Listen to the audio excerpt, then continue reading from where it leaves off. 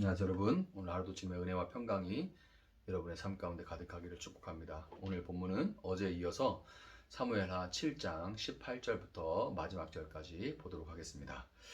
다윗 왕이 여호와 앞에 들어가 앉아서 이르되 주 여호와여 나는 누구이오며 내 집은 무엇이기에 나를 여기까지 이르게 하셨나이까.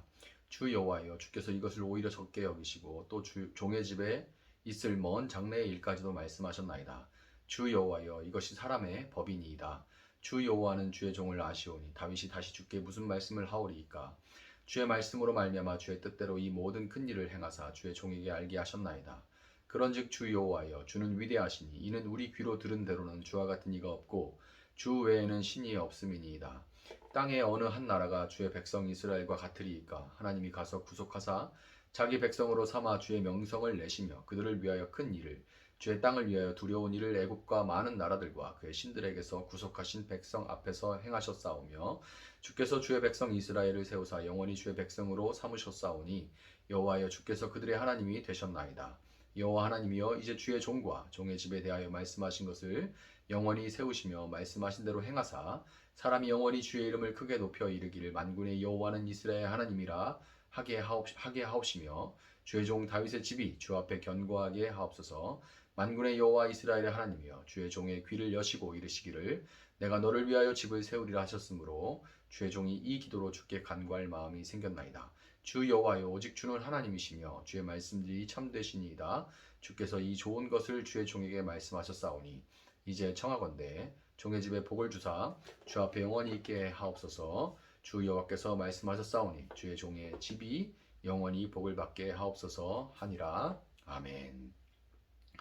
자, 다윗이 하나님을 위하여 하나님이 살 집을 건축하려는 것을 멈추신 하나님은 선지자 나단을 통해서 그에게 세 가지를 말씀하셨습니다.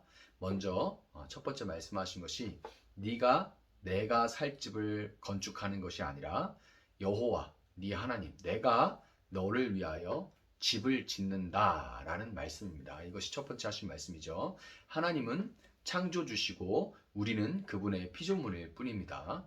피조물에게 부여된 모든 재능과 소유는 창조주신 하나님으로부터 온 것이기 때문에 피조물이 과연 무엇을 한다 한들 그것으로 하나님의 필요를 채울 수는 없습니다.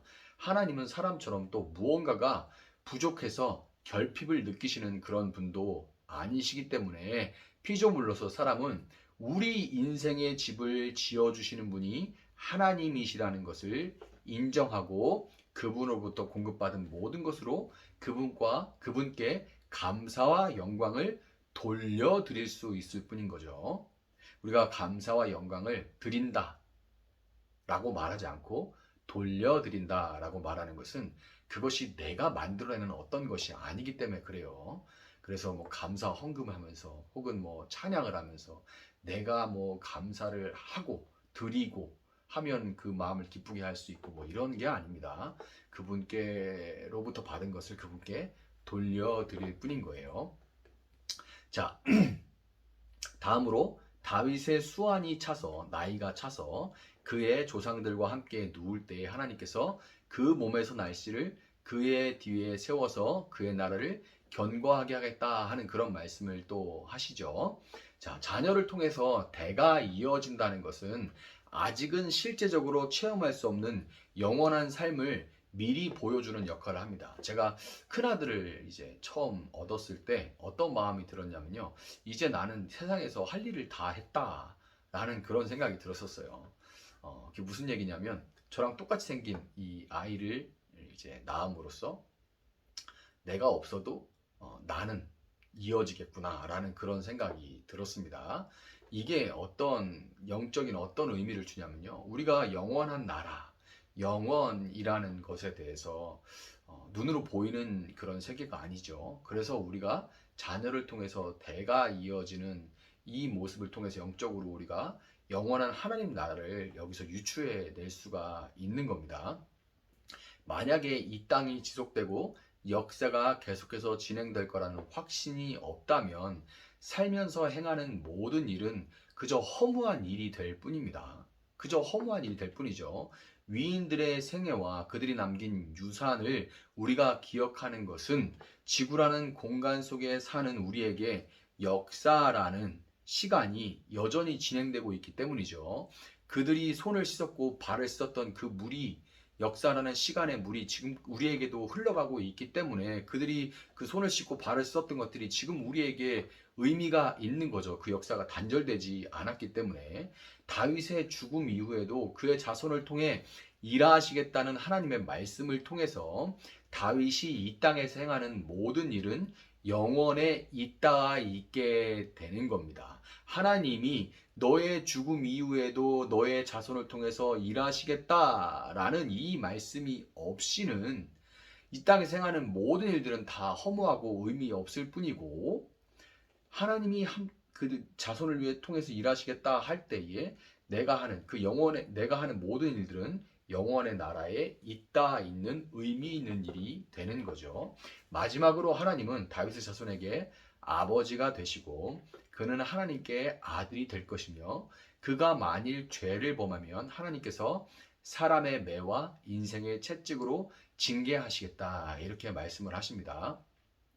다윗이 어떠한 삶을 산다 할지라도 그의 자손이 누구이며 어떤 삶을 사느냐에 따라서 다윗이 이룬 것은 당장에 무너져 버릴 수 있죠. 그렇지만 하나님은 다윗의 죽음 이후에도 그의 자녀에게 다윗을 대신하여 아버지가 되시고 절대로 그를 포기하지 않고 연단하셔서 그로 하여금 다윗의 나라를 지속시켜 나갈 수 있도록 하겠다, 이렇게 약속을 하신 거예요. 선지자 나단을 통해서 하나님의 말씀을 들은 다윗은 본문 27절에서 만군의 여호와 이스라엘 하나님이여 주의 종의 귀를 여시고 이르시기를 내가 너를 위하여 집을 세우리라 하셨으므로 주의 종이 이 기도로 주께 간구할 마음이 생겼나이다, 이렇게 고백합니다. 마음이 생겼나이다. 자, 이제 왕이 돼서 자신의 열심과 노력으로 하나님의 집을 지어서 이스라엘의 하나님을 모셔놓은 그분이 보시기에 흡족할 만한 나라를 내가 세워봐야겠다라고 생각하고 있던 다윗의 마음에 하나님께서 그를 통해 당신의 나라를 직접 세우실 것이며, 다윗의 연약함과 미련함에도 불구하고 그 일에 하나님은 결코 실패하지 않으실 거라는 확신과 함께 믿음이 다윗에게 생겨난 거예요. 하나님은 피조물의 도움과 섬김을 받아야만 하는 그런 이방의 우상들과 다르게 스스로 일하시면서 당신의 나라를 세워 가시는 그런 하나님, 그런 분이라는 것을 깨닫고 하나님 중심의 신앙을 갖게 되니까 본문 28절, 29절에서 볼 수 있듯이 이 다윗의 기도가 달라집니다. 뭐라고 기도합니까? 주 여호와여, 오직 주는 하나님이시며 주의 말씀들이 참되시니이다. 주께서 이 좋은 것을 주의 종에게 말씀하셨사오니 이제 청하건대 종의 집에 복을 주사 주 앞에 영원히 있게 하옵소서. 아멘. 이렇게 기도하죠. 종의 집에 복을 달라. 이 부분만 또 따가지고 이제 뭐 식당 같은 데 걸어놓는 때가 있는데, 진짜 의미는 그런 게 아니죠. 종의 집에 복을 달라는 말은 단순히 나와 내 가족들이 만사형통하게 해달라, 돈 좀 더 벌게 해달라, 이런 의미가 아닙니다. 그것도 뭐 어느 정도는 포함될 수 있겠지만, 그러나 그 정도 의미가 아니에요. 다윗은 영원하신 하나님과 동행할 때만 짧고 허무한 그의 삶이 영원에 있다은 의미 있는 삶이 될 수 있기에 하나님께 동행의 소원을 올려드린 거예요. 하나님께 저와 동행해 주십시오. 당신과 동행할 때만 내 삶이 의미가 있습니다, 라고 동행의 소원을 올려드린 거예요. 또한 다윗은 하나님께서 그를 통해 시작하신 하나님 나라를 세워 가시는 일이 사울과 같이 당대에 허무하게 그렇게 끝나 버리는 것이 아니라 사람 막대기와 인생 채찍을 써서라도 그의 자손들 모두가 그분의 사역에 동참할 수 있기를 소원하는 그 동참의 기도를 올려드렸습니다. 동행의 기도와 동참의 기도를 올려드린 거예요. 여러분, 다윗의 자손으로 이 땅에 오신 예수님은 다윗의 이 기도를 제자들에게 가르쳐 주셨는데 그것이 바로 주기도문입니다. 그것이 바로 주님이 가르쳐 주신 주기도문이에요. 주기도문은 하나님을 아버지라고 부르면서 시작하죠. 하늘에 계신 우리 아버지여, 아버지여 이렇게 부르면서 시작하죠. 그분은 그분과 동행하며 그분의 나라에 동참하도록 사람 막대기와 인생 채찍을 들어서라도 우리를 끌어가시는 우리의 아버지이십니다.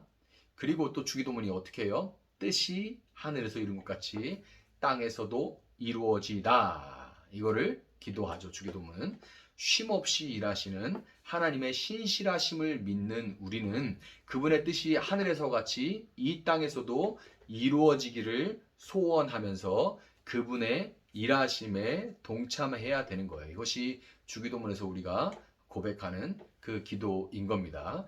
오늘 여러분의 기도는 내 노력과 의지로 내 집을 세울 수 있게 하나님이 좀 도와주십시오 하는 그런 기도입니까? 아니면 하나님과 동행하며 그분의 나라를 세우는 일에 동참하기를 소원하는 그런 기도입니까?